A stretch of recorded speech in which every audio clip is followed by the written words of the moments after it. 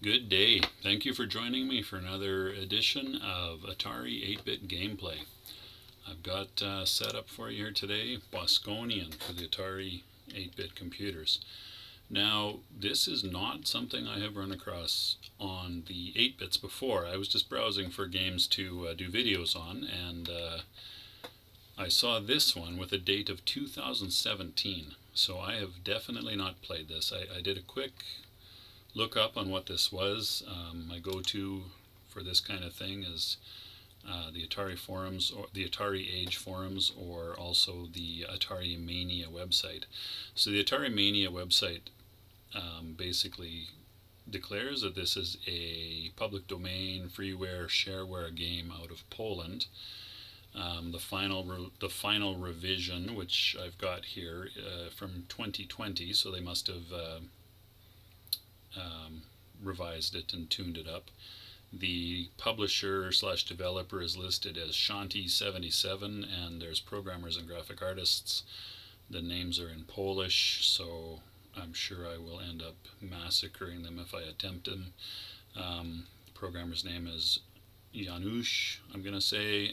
Graphic artists are Janusz and Krzysztof, and the sound is by Michal. Again, apologies, I do not speak Polish, and those are just, other than Krzysztof, is probably just wild guesses on my part. I'm not going to attempt the last name, so forgive me for that. Anyway, back to the game here. I'm most curious to see how it stacks up. And how it plays. This is a great title screen. I played this arcade game, Bosconian, a lot, so I'm very familiar with the game.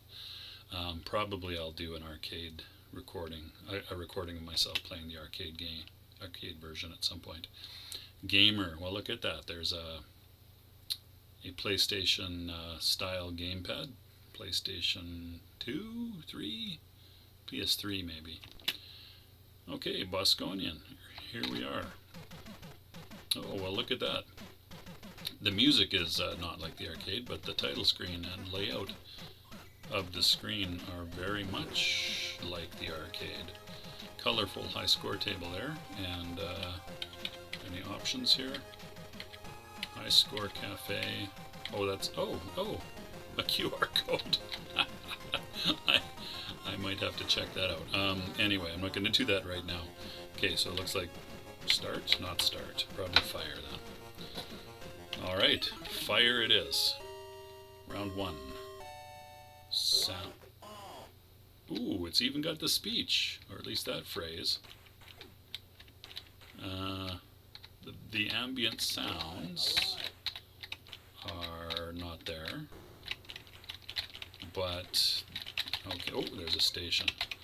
So, I should perhaps explain Bosconian. So in Bosconian, you are roaming around this playfield, trying to avoid everything, obstacles, these ships that will come flying at you, and you're trying to destroy these space stations, which are these giant green pinwheel type space stations.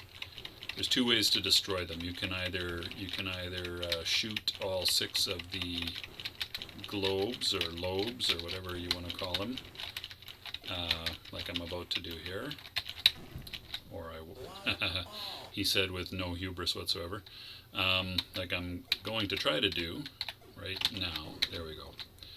And or you can do a center shot up to the axis there, where it will also launch, or at least maybe on later levels, it'll also launch sort of missiles at you down that axis.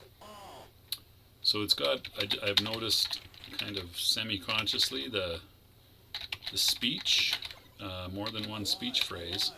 The lobes do shoot at you, you may have noticed. And then I haven't seen anything launch a missile at me yet, so that alert sound and the flashing there indicates, at least in the arcade, it indicates that there's a formation of enemy ships coming after you. That doesn't seem to be the case here, or maybe it is. That's not the same kind of formation. You can only shoot down the axis when it opens up, kind of opens up the launch doors maybe, or to launch a missile. In the arcade, when it opens up like that, it's also about to fire a missile at you. In space, you've also got these space mines. Let's call them space mines. Mines. When they're hit, they have a bigger explosive radius. And rocks, which you've probably seen go by, that just sit there and are stationary obstacles. So once you clear all of the space stations out, you're done with the level. And the layout of the space stations varies from level to level, and kind of waiting for a formation of ships to come after me here. Doesn't seem to be actually happening. Not sure.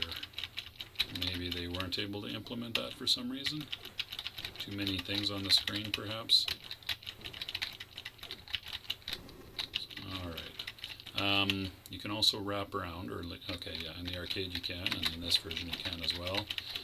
You can see on the radar display on the right there where you are on the play field relative to, well, basically just relative to the space stations that you're trying to destroy.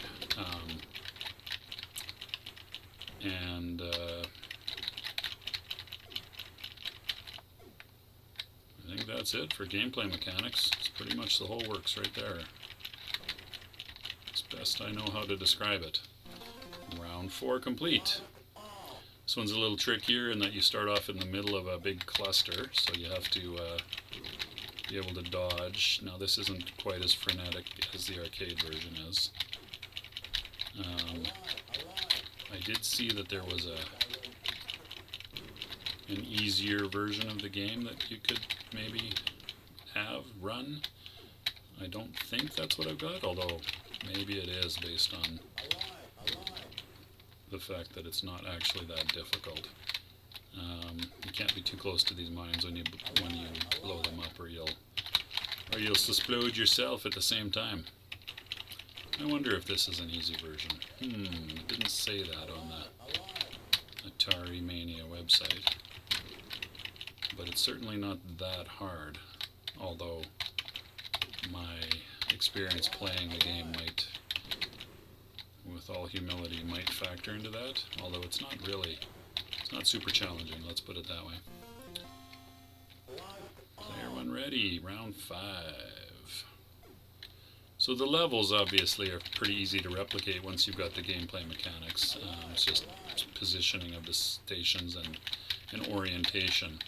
I believe the arcade game gets faster, or at least the enemies coming after you definitely get faster. Battle stations, hey! Oh, that's the formation attack. Oh, there we go.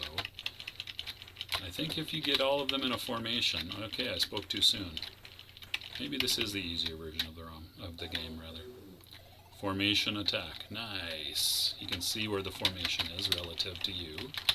I think if you get them all, you get some bonus points. That's a little tricky, though, when they're all coming at you like that. I think you have to sort of peel off the wings, defeat the wingers first, and then go after the central one, which leads the formation after you. Excellent. Well, this is a really good implementation now. Of course, being relatively recent and the final version only done in 2020. Ooh, weak. The final version only being done in 2020. Oh, no. I was trying to do something else with my mouse. Bad choice, bad timing on my part. Looked incompetent. Okay, so that's just a warning that one ship is coming after you, and now that I think about it, that's probably exactly how it is in the arcade. Oh my goodness. Weak sauce, holy cow. Now all of a sudden I'm playing like a noob. Alright, let's see if I can finish this level at least.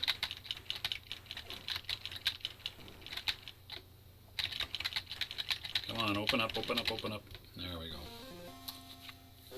Okay, look at this formation. What have we got there? Eight stations to go after. Oh, don't close up just as I'm coming to shoot you. How fair is that? Come almost like you can see me coming or something. Oh, of course, that's oriented the other way. In the arcade, I think the levels are always in the same sequence, and I suspect, without knowing for sure. Oh, whoops, I didn't see.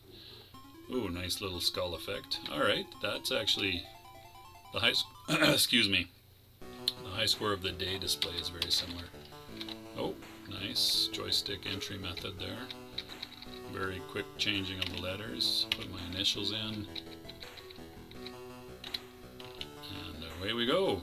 I own the high score table. I have pwned this game. Well, not really. Okay, there's the names of the developers and musicians and graphics and everything right there. So if any Polish speakers are watching this, I guess you can sort that out for yourself. Nice music, nice title screen. Plays really well. It's an excellent conversion of the game Bosconian. And man, if I had this back in 1984, 83, 84, I would have been over the moon about this.